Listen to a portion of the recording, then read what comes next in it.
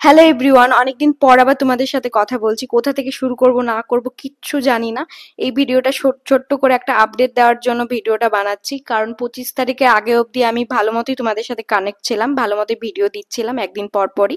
25 তারিখের পরে আমাদের 25 তারিখে একটা ইনসিডেন্ট ঘটে গেছে আমাদের ফ্যামিলির সাথে, সেই জন্য আমার সমস্ত কিছু বন্ধ হয়ে গেছিল। আর আমার ইচ্ছাও করেনি যে এটার জন্য আমি কোনো আপডেট দিই বা কোনো কিছু।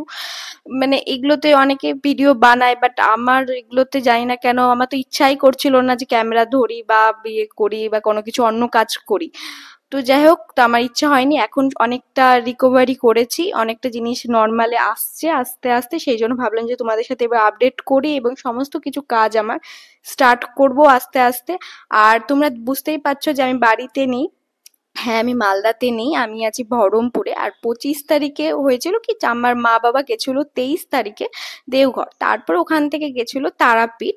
আর 25 তারিখে চলে আসার কথা। বাড়ি আসার সময় হয়েছিল রামপুরহাট থেকে ট্রেন ধরতে গেছিল, মানে কুলিক এক্সপ্রেসটা ধরেছে, আমি টিকিট কেটে দিয়েছিলাম। তো ওটাই ট্রেনে উঠতে গিয়ে আমার বাবা যায় পড়ে। ভিড় ছিল, তো চলন্ত ট্রেন থেকে পড়ে যায়। অনেক বড় ইনসিডেন্ট হতে পারতো, বাট অনেক কিছু হয়নি ঠাকুরের ইচ্ছায়। পড়ে যাওয়ার পর তো বাবা তো উঠতে পারছিল না, কোমরে ব্যথা বলছিল। তারপরে এখানে এসে ডাক্তার দেখানো হয় মালদাতে এসে। 25 তারিখেই চলে এসেছিল রাতের বেলা। তারপর 26 তারিখে ডাক্তার দেখানো হয়, তো ডাক্তার বলে যে হিপ জয়েন্ট ভেঙে গেছে। হিপ জয়েন্ট মানে হচ্ছে আমাদের যে থাই আর কোমরের ওখানে যে একটা বল থাকে, ওই জিনিসটাই ভেঙে গেছে। তো আর মালদার ডাক্তার নামই একজন ডাক্তার, যার নাম আমি নিচ্ছি না ওনার নাম। তো উনি একটা তো প্রচন্ড রকমের ভয় খাইয়ে দিয়েছিল যে বাবা কোনোদিনও মানে সেইভাবে হাঁটতেই পারবে না, ওয়াকার নিয়ে হাঁটতে পারবে শুধু, আর নিচে তো বসতেই পারবে না। কিন্তু অনেক কিছু অনেক কথা বলেছে মালদার ডাক্তার। তো আমরা তো খুবই ঘাবড়ে গেছিলাম। তো ওরা আমরা বহরমপুরে চলে আসি, পার্থদাই নিয়ে চলে এসেছিল আমাদেরকে সবাইকে, যে এখানে একজন ডাক্তার আছে, তাকে দেখাবো অর্থোপেডিক্স। যখন বহরমপুরে ডাক্তার দেখালাম ডক্টর অমরেন্দ্রনাথ রয়কে, তো উনি বললেন যে সাইকেলও চালাতে পারবে আর 40 কেজি ওজন উঠাতে পারবে। হ্যাঁ, উনি বলেছিল যে নিচে বসতে পারবে না কোনোদিনও, এটা উনিও বলেছিল। আর অপারেশনটা একদম নর্মাল বলেছিল, কোনো ভয় দেখায়নি। সত্যি কথা, মালদার ডাক্তার যেভাবে ভয় দেখিয়েছিল, উনি কিন্তু একদম ভয় দেখায়নি। আর 7ই মে বাবার অপারেশন হয়, তো ভালো মতোই অপারেশন হয়েছিল। আর খুবই চিন্তার মধ্যে ছিলাম। আর চিন্তা তো হবেই, বুঝতেই পারছো। তো যাই হোক, 6 তারিখে ভর্তি নিয়ে নিয়েছিল হসপিটালে, এখানকার মনমোহিনী নার্সিং হোমে হয়েছে অপারেশনটা। ওখানে 3-4 দিনের মতো ছিল, ওখানকার স্টাফরা খুবই ভালো ছিল। তো মানে কোনো কিছু প্রবলেম তো হয়নি। এখানে বহরমপুরে এসে বেস্ট ডিসিশন করেছিলাম। আর অনেকেই বলেছিল যে আমাদেরকে যে কোয়েম্বাটুর যাওয়ার জন্য, যেটা এশিয়ার মধ্যে সব থেকে ভালো হসপিটাল, গঙ্গা হসপিটালে যাওয়ার জন্য। ওখানে আমার এক ফ্যামিলি মেম্বারেরও মানে পা ঠিক হয়েছে, যেটা সত্যি কথা।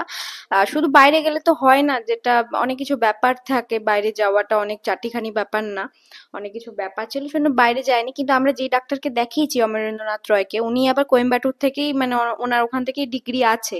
তো ওখানকারই ডাক্তার পেয়ে গেছিলাম বলতে গেলে। তো আমরা মানে আর যেতে হয়নি। তো এখানকার যারা বহরমপুর থেকে আছো, তারা তো অবশ্যই জানো যে এনরয় কতটা ভালো। আর খুবই ভালো, অর্থের জন্য তো বেস্ট ডাক্তার। যে কারো যদি কোনো সমস্যা হয় তাহলে কিন্তু প্লিজ দেখাতে পারো ওনাকে, আমি তো রেকমেন্ড অবশ্যই করব। আর এখন বাবা আস্তে আস্তে রিকভারি করছে। অপারেশন হওয়া তো 3-4 দিনের মতোই হলো, এখন ওয়াকার নিয়ে হাঁটছে।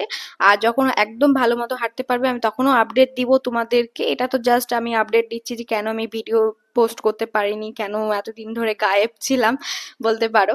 আরেকটা রিজনের জন্য কোনো আপডেট দিইনি, কারণ মালদার বাড়ি পুরো ফাঁকা ছিল। হ্যাঁ, রাতে মামা ঘুমাচ্ছিল, কিন্তু ফাঁকা তো ছিল। ফর সিকিউরিটি রিজনের জন্যই আমি কোনো কিছু আপডেট দিইনি। আর সেই পরিস্থিতিতে কারোরই ইচ্ছা করবে না যে ভিডিও করি, বসে বসে আপডেট দিই যে এই হচ্ছে ওই হচ্ছে, কোনো কিছু ইচ্ছা করবে না। হ্যাঁ, ছোটখাটো ফটো তুলেছি বা ক্লিপ আছে নার্সিং হোমে যাওয়ার পর, ওইটুকুই। যদি আমি আমি আপলোড করব ওগুলো, যদি কারোর হেল্প হয় কিভাবে কি হয়, তো আমি সমস্তটাই বলবো, ঠিক আছে। কারণ ওটা তো একটা জানারও বিষয় যে কি রকম হাড়, কোথাকার হিপ জয়েন্ট বা কিছু, যারা গুগল করলে বা ইউটিউবে দেখলে তো অবশ্যই বুঝতে পারবা। কিন্তু আমি চাই যে আমার আমার ভিডিও থ্রুতেও কেউ যেন কিছু যদি হেল্প হয় কারোর, তো আমি আপডেট দিই। বিশাল ভাবে আমি কিছু আপলোড করব না, ছোটই আছে, ছবি টবি আমি কিছু একটু দেখাবো যদি আমার সম্ভব হয়। তো অনেকেই আছো যে আমার ভিডিও আসছে না কেন, তার জন্য আমাকে ডিএম করেছো, মেসেজ করেছো, তো তাদেরকে অসংখ্য ধন্যবাদ খোঁজ নেওয়ার জন্য। আর অনেকেই আছো যে খুব খুশি হচ্ছিলে যেখানে ভিডিও আসছে না, ভালো হয়েছে, কিছু হয়েছে হয়তো, দুর্বল হয়ে গেছে হয়তো। তো যত আমার হেটার্স আছে তাদেরকে বলতে চাই যে হানি, আমি এত সহজে দুর্বল হতে পারি না, ঠিক আছে? আমি একজন স্ট্রং গার্ল, ঠিক আছে? আমার পরিস্থিতি খারাপ হতে পারে, বাট আমি কোনোদিনও দুর্বল হতে পারি না।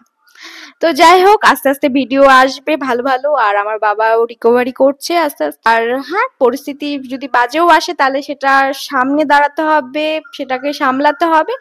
পরিস্থিতি থেকে ভাগা কোনোদিনও উচিত নয়, ঠিক আছে? পরিস্থিতিকে সামনে দাঁড়িয়ে সেটাকে লড়াই করতে হয়, সেই লড়াইটা আমরা করছিলাম এতদিন ধরে।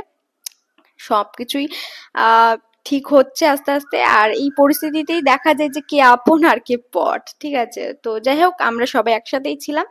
আর বহরমপুরে এসে একদম বেস্ট ডিসিশন নিয়েছিলাম, মালদায় অপারেশনটা করায়নি। তো যাই হোক, সমস্ত আপডেটটাই দিব বাবা কিভাবে কি রিকভারি করছে না করছে, তো আমি আলাদাভাবে ওটা ভিডিও বানাবো। তো আজকে ভিডিওটা এতটাই রাখছি। আর এই ভিডিওটা যতদিন আপলোড হবে ততদিন আমি মালদাও চলে যাব। তো ভালো থাকো, সুস্থ থাকো সবাই, আর সমস্ত আপডেটটাই আমি দিব। তো এটা শুধু ছোট্ট করে একটা আপডেট দেওয়ার জন্য ভিডিওটা বানালাম। তো ঠিক আছে, টাটা, বাই বাই।